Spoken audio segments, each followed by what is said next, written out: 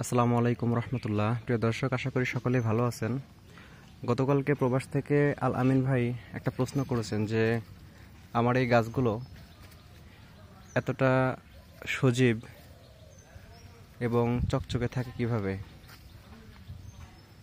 দেখেন প্রিয় দর্শক, কোনো মাকড় আক্রমণ নেই, পাতাগুলো সুন্দর, গাছে যে ফুল আসতেছে।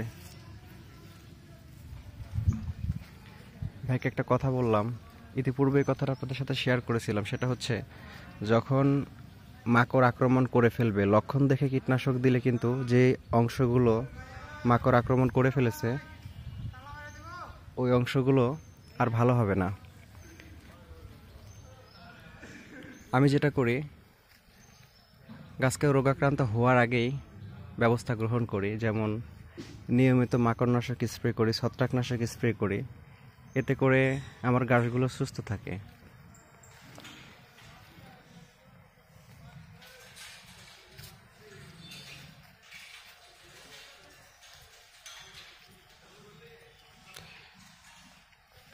বৃষ্টিপাত কমলে এই গাছগুলো একটু প্রুনিং করে দেব, নয়তো বা এই ডালগুলোতে